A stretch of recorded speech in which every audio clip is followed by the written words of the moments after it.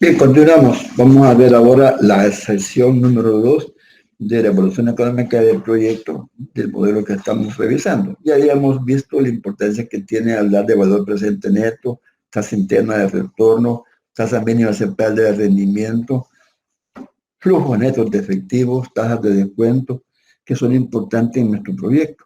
Ahora bien, cuando hacemos una evaluación económica, nos damos cuenta que estábamos revisando los 4 modelos, ¿no? Valor presente neto, tasa interna de retorno, cantidad de producción constante, sin inflación y sin financiamiento. Valor presente neto, tasa interna de retorno, producción constante, sin inflación y con financiamiento. La producción constante con inflación y sin financiamiento, y siempre la valor presente neto, la tasa interna de retorno con producción variable, sin inflación y con financiamiento.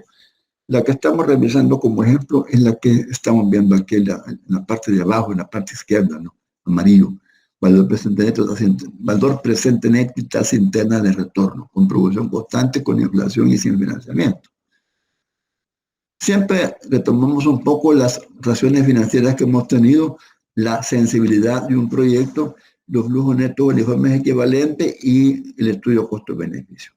Y conclusiones acerca de lo que es la evaluación económica, para ver si el proyecto es viable o no es viable. Bien, en las proyecciones financieras, ¿qué vemos nosotros? Vemos, número 1, las fuentes de financiamiento, que son recursos propios, que son recursos del banco, que son recursos de personas que son socios con nosotros.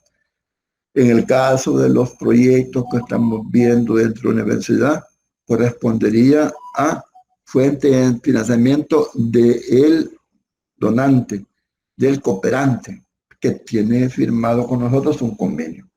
Después el flujo de caja. El flujo de caja es importante porque no tenemos que caer en escasez. Hay lo que se llama descalce financiero. El descalce financiero consiste en la llegada de las obligaciones antes de los ingresos, y eso ocasiona un costo adicional, que puede ser mora cuando pagamos nuestras obligaciones. El estado de resultados proyectado, donde estamos revisando los ingresos que hemos tenido, los gastos que hemos incurrido y si tenemos superávit o tenemos pérdida. El balance proyectado, donde hemos revisado que se encuentran los activos, los pasivos y el capital, y eso ha permitido ver cómo está la composición de los activos actuales que hemos tenido, los activos diferidos que hemos dado, y trabajamos en ese sentido para ver cómo está nuestra empresa para más adelante, si seguimos trabajando, sea positivo para que alguien nos pueda dar un crédito debido a que tenemos solidez en el manejo de nuestros activos. Después el punto de equilibrio, que hemos visto que está referido a lo que es la producción que tenemos para hacer, la producción que correspondería a precio unitario por cantidad de unidades producidas, eso nos da una cantidad que va a permitir ser suficiente para cubrir los costos fijos y los costos variables. Después el valor actual neto. Ya vimos que aquí está incluido a la inversión inicial como los flujos netos descontados de los 5 años que hemos tenido se pasan al valor presente y con eso operamos a ver si es mayor o es igual. Después la tasa interna de retorno. Ya vimos que es la tasa que hace cero el valor presente neto a la tasa inicial que hemos tenido originalmente. Después el periodo de recuperación de la inversión, que correspondería al tiempo en el cual nosotros venimos y recuperamos lo que hemos invertido originalmente. El retorno de la inversión, que es el día del ROI en este caso, que es lo que tenemos de rentabilidad en comparación con lo que hemos invertido. Quiere decir, todos los productos que hemos obtenido, los productos financieros que hemos obtenido sobre la inversión inicial. Y luego tenemos el retorno sobre los activos solamente. No solamente la inversión total, sino que solamente de los activos, pero es que diferenciamos ROI de ROA. Después vemos la razón de apalancamiento, que esto se refiere al grado que hay de endeudamiento que tenemos para seguir adelante con el proyecto. Adición del valor de salvamento. Hoy hemos venido hablando de esto. El valor de salvamento de rescate se calcula restando al valor de adquisición la depreciación acumulada hasta ese periodo. Ejemplo, si el valor de adquisición es 200 y aplicamos 10%, tenemos que restarle tiempo, nos quedan 100. Ahora bien, se ha considerado un periodo de planeación 5 años. Se hace un corte artificial para hacer evaluación. Fíjense bien que son cortes que hacemos artificiales y para esa manera justificar de que el proyecto es rentable debido a que en ese instante liquidamos nuestros activos. En las empresas sí, es importante hacer esto porque la tecnología es un incremento. Si no tenemos capacidad nosotros de inversión más adelante para mejorar la tecnología, entonces nos vamos quedando a la saga. Es por lo que hacemos este pequeño corte artificial para ver la manera como la tecnología ha estado en el medio y va a permitir que logremos aumentar nuestra productividad y de esa manera pues estar siempre ofreciendo productos de calidad. Esto crea un flujo de efectivo extra en el último año, lo que hace que aumente la TIR o el valor presente neto. De lo contrario, se abandona el proyecto, se supone que esta tabla del valor de rescate será considerada el valor en libros o fiscal que tenga activos al final del quinto año operando. Hacemos otra observación. Aquí incluso, si estamos haciendo ese corte artificial, podría ser que los activos que estamos liquidando, su precio de mercado sea mayor que los que tenemos en libros, a medida que hemos ido nosotros aplicando la depreciación. Y eso nos da una oportunidad a que ingrese más dinero y hagamos que el proyecto sea también rentable. El método costo-beneficio. Una forma alternativa de evaluar económicamente un proyecto es mediante el método costo-beneficio, el cual consiste en dividir todos los costos del proyecto sobre todos los beneficios económicos que se van a obtener. Si se quiere que el método tenga una base sólida, tanto de costos como beneficios deberán estar expresados en valor presente. Fíjense qué importante todo esto, ¿no? Pensar todo en valor presente. No se trata entonces de sumar algebraicamente todos los costos por un lado y beneficios del proyecto por otro lado, sin considerar un cambio del valor del dinero a través del tiempo. Este método costo-beneficio fue originalmente utilizado para proyectos sociales con apoyo gubernamental, cuando no era necesario que las inversiones del gobierno fueran económicamente rentables. De ahí el nombre de costo-beneficio. Para aceptar un proyecto de inversión, el cociente debería ser un valor de 1, lo cual indicaba que no era necesario la rentabilidad económica de la inversión. Por ejemplo, en las alcaldías municipales hay dinero que se les da, que dan los cooperantes, que les puede servir para poner una subestación eléctrica, o para poder pavimentar una calle, o para poder adoquinar también algunos pasajes. Ciertamente no hay una rentabilidad económica, pero hay una rentabilidad social, porque eso va a permitir generar impuestos y que esos impuestos que están al servicio del pueblo permitan ver la forma como obtuvo un beneficio. Es lo que se llama también costos hundidos, cuando vimos anteriormente, que se dan antes de lo que el proyecto empieza a caminar. Que, por ejemplo, los costos hundidos, ¿cuáles serían? Que tenemos un edificio, que tenemos personal calificado para hacerlo y permite que el proyecto pues tenga utilidad. Simplemente era necesario que se recuperaran los costos en que se había incurrido. Hay un principio que se maneja en la parte de esto de rentabilidad de proyectos: capital crediticio con plena cobertura de costos. Capital crediticio con plena cobertura de costos y con capacidad de reinversión. Y este concepto de capacidad de reinversión está vinculado a lo que sería la forma de adquirir tecnología que siempre nos mantenga en el ambiente de competitivo. Con el paso de los años y ante la carencia de recursos económicos por parte del gobierno, no se trata de que el gobierno invierta sin ninguna retribución monetaria, solo que compensa los efectos inflacionarios. Cuando vemos el análisis de sensibilidad, se denomina análisis de sensibilidad al procedimiento por medio del cual se puede determinar cuánto afecta, cuán sensible es la tasa interna de retorno ante cambios en determinados puntos que son variables en un proyecto. Bien, un proyecto tiene una gran cantidad de variables, como son los costos totales divididos como se muestra en un estado de resultados, los ingresos, volúmenes de producción, tasa y cantidad de financiamiento. El análisis de sensibilidad no está encaminado a modificar cada una de estas, para obtener sus efectos sobre la tierra. Lo que estamos haciendo nosotros cuando estamos analizando la sensibilidad es qué variables afectan, por ejemplo, en la compra de materia prima. Qué variables pueden afectar en el transcurso de la transformación que tenemos del producto que estamos nosotros trabajando o del servicio que estamos dando. Y el otro, en nuestra proyección que hemos hecho de ventas, cómo eso va a influenciar. Fíjense que son variables que están continuadas, porque están en variables de entrada, variables de transformación y variables de salida, con las que estamos teniendo. De esa forma podemos ir revisando cómo está incluido en nuestro caso el concepto de lo que es el costo-beneficio y ver la manera como es sensible lo que estamos realizando, lo que estamos proyectando. TIR mayor que el costo de oportunidad de capital financieramente conveniente. TIR igual a costo de oportunidad del capital financieramente indiferente con relación a otras alternativas. TIR menor que el costo de oportunidad del capital financieramente inconveniente. Las condiciones para evaluar con y sin inflación son: para evaluar no se toma en cuenta el capital de trabajo.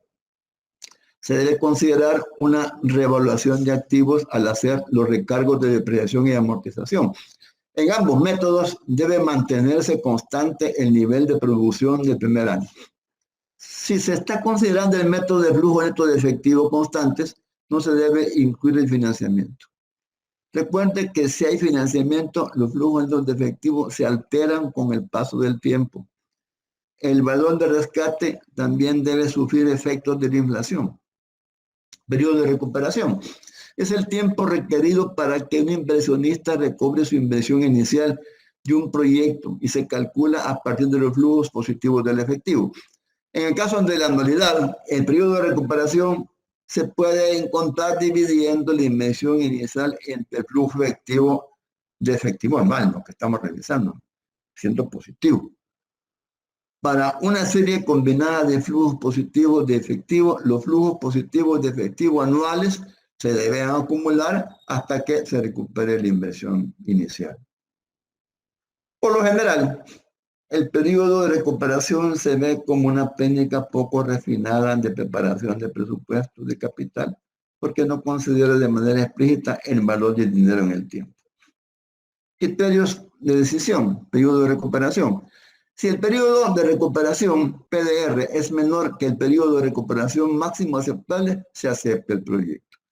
Si el periodo de recuperación es mayor que el periodo de recuperación máximo aceptable, se rechaza el proyecto. La administración determina la duración del periodo de recuperación máxima aceptable. Este valor se establece subjetivamente con base a varios factores, incluyendo el tipo de proyecto, expansión, reemplazo, renovación, el riesgo percibido del proyecto y la relación percibida entre el periodo de recuperación y el monto de inversión. Pro de los periodos de recuperación. Los usan empresas grandes para evaluar proyectos pequeños y las empresas pequeñas para evaluar la mayoría de los proyectos. Su uso resulta de su simplicidad y atractivo intuitivo.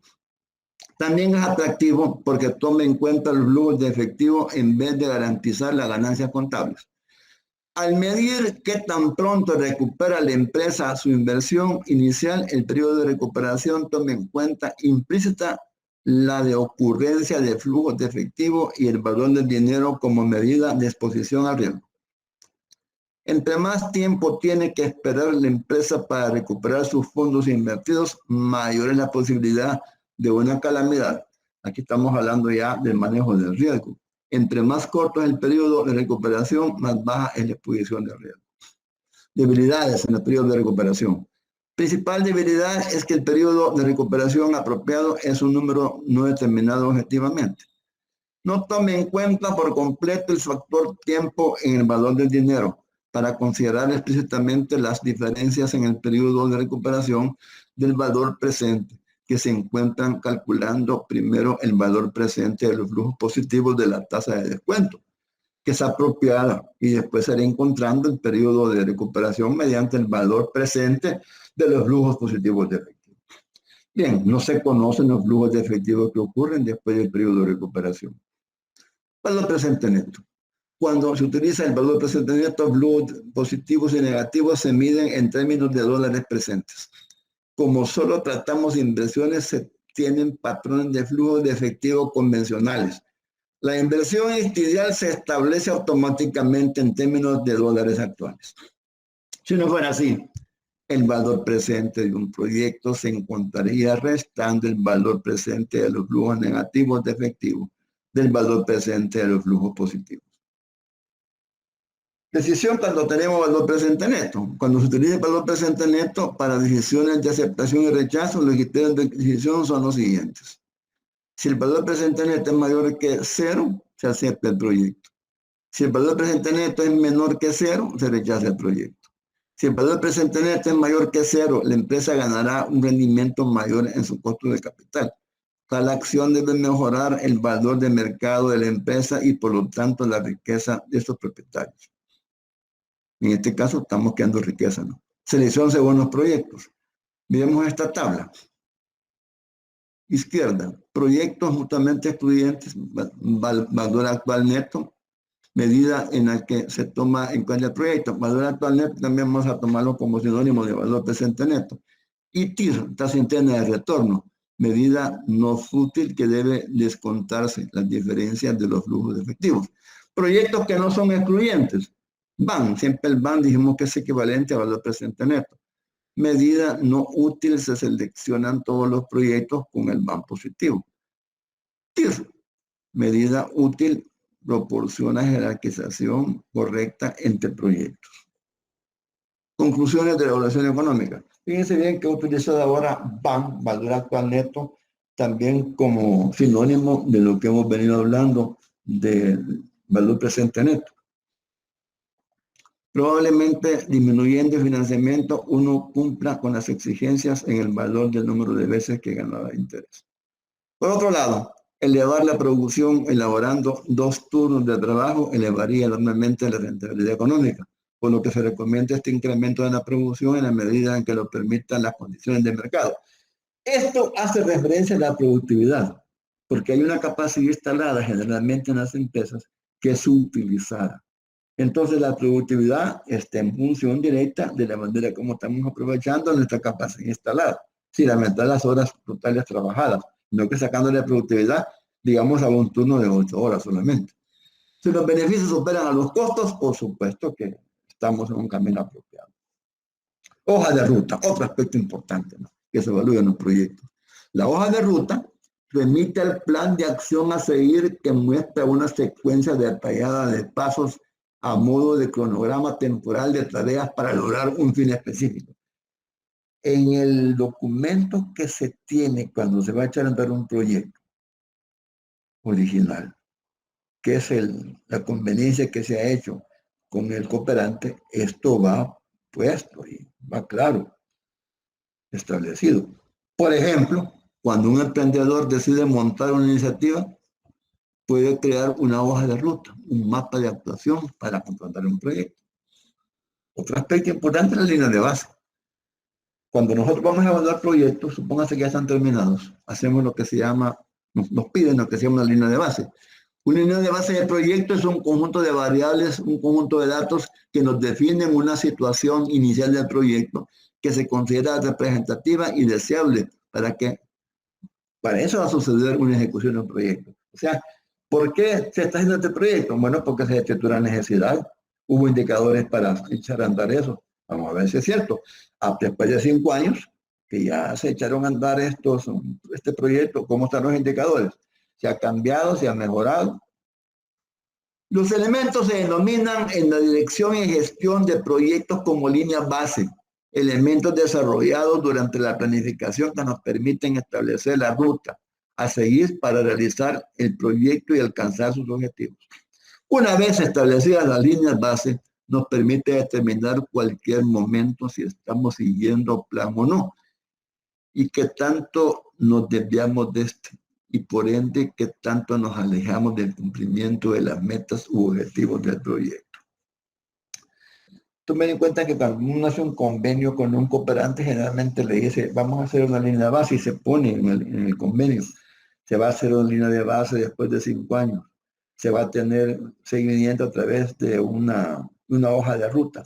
Entonces, estas son parte de una carpeta técnica que estamos desarrollando cuando hacemos un proyecto. Observemos. Una evaluación que hacemos ex ante, antes de aprobarse la ejecución del proyecto.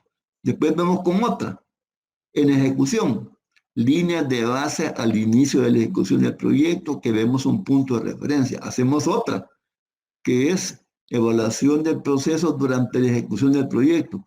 Hacemos otra, también estamos en la parte siempre de evaluación. Evaluación de resultados una vez culminada la ejecución del proyecto. Y vemos que también existe otra evaluación de impacto, aproximadamente 5 años luego de administrado y haber culminado un proyecto.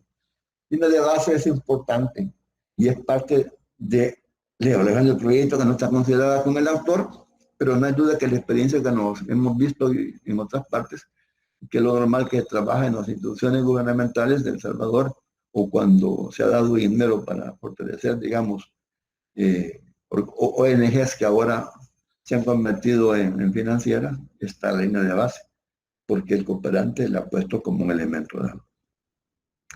Esta es la bibliografía consultada. Quiero manifestarles que esto va a permitir tener afinados nuestros criterios cuando estamos haciendo una evaluación económica de un proyecto. Terminamos aquí esta parte porque ya cumplimos con lo que es los conceptos de valor presente neto, esta setena de retorno. Vimos también lo que es flujo neto de efectivo. Vimos que BAN, que pusimos por último, es también una forma de trabajar con valor presente neto. Vimos también lo que es el valor de recuperación cuando ya liquidamos los proyectos y que esto es un elemento dado que va a permitir la respuesta a cuándo deben sumarse los valores de salvamento de un proyecto, ¿no? En qué casos debe emplearse el valor presente neto y qué casos vamos a hacer la TIR. En todos los proyectos ven ustedes que se utilizan la TIR y la BAN. Vemos también cómo es erróneo calcular solamente tasas de inversión por razones financieras porque no está realizándose el proyecto, sino que son supuestos los que tenemos. Vemos también qué variables del proyecto recomendaría realizar cuando un proyecto es muy sensible. ¿Y por qué? Porque hay variables que pueden estar sujetas a alteraciones, sobre todo por causas externas. Que cuando lleguemos a la parte de riesgo, vamos a puntualizarlas más. Y vamos a ver también cuál es el beneficio de la aplicación que hemos tenido de beneficio-costo, o el costo anual uniforme equivalente. Bien, con eso completamos la sesión 2, que correspondería al tópico de estudio económico de los proyectos.